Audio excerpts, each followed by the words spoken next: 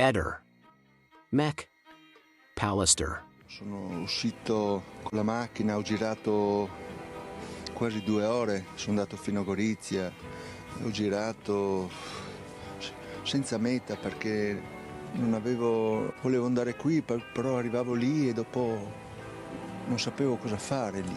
Bisogna fare il funerale, di conseguenza bisogna che assieme parliamo. Ci siamo messi d'accordo e ci siamo trovati. Ci siamo dati appuntamento in centro a Trieste e dopodiché siamo andati in questa agenzia. Abbiamo parlato con l'agenzia e abbiamo chiesto quando si poteva fare, quando c'era libero, c'era la possibilità di farlo. Abbiamo fatto martedì prossimo, il giorno 25, a porte chiuse perché Lili voleva, secondo me, avere vicino le persone più care. Mi dispiace per tutti gli amici, le amiche e tutto quanto, ma purtroppo, vista la situazione e la gravità della cosa, non so fino a che punto potrebbe essere gestibile la cosa. Da quello che si dice, se il 14 a casa tua non fossero venuti Salvo e Gabriella, non avresti fatto denuncia di scomparsa. Guarda, questa cosa qua è stata chiarita più di una volta. Io mi trovo a casa alle 4 del pomeriggio, aspetto Lilli, non arriva. A un certo punto vedo un messaggio sul telefonino di Lilli che ho trovato lì vicino di me. Scendi perché Lilli non è tornata a casa. Questo alle 6:30. Dopodiché ho aspettato, abbiamo parlato. Non me la sentivo di andare dalla polizia, ho detto può essere andata anche a cena con qualcuno che non mi aveva avvertito, che magari non ha pensato, boh, insomma, anche a me succedeva tante volte. In quel momento ho pensato che lei in quel momento era già occupata a qualcosa a fare. Dopo a un certo punto alle 10 di sera loro mi dicono è meglio che andiamo in polizia, ho detto sì va bene, e siamo andati in polizia a fare la segnalazione. I telefoni però erano a casa. Ho pensato li avrà dimenticati o ho pensato, succedeva anche a me tante volte.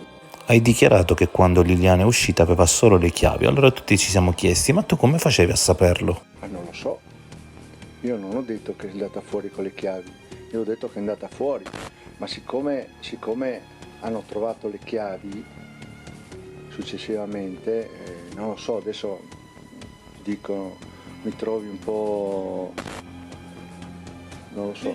Guarda, io sono stato in questura ultimamente, mi hanno anzi, devo dirti com'è, sono venuti da me gli agenti, gli ho detto, mi fanno, avevano le chiavi in mano. Ma il problema è che tu hai detto che aveva le chiavi prima che venisse trovata. Tu mi hai chiesto la cosa delle chiavi, adesso mi viene in mente che te l'ho detto perché a casa non ho trovato le chiavi. Per quel motivo ero veramente provato, stravolto, mi sono trovato in una situazione di blackout, proprio blackout totale. Un altro dei misteri è che hai detto che Liliana è uscita sconvolta quella mattina, ma se sei uscito prima tu come facevi a saperlo? Questo non lo so io.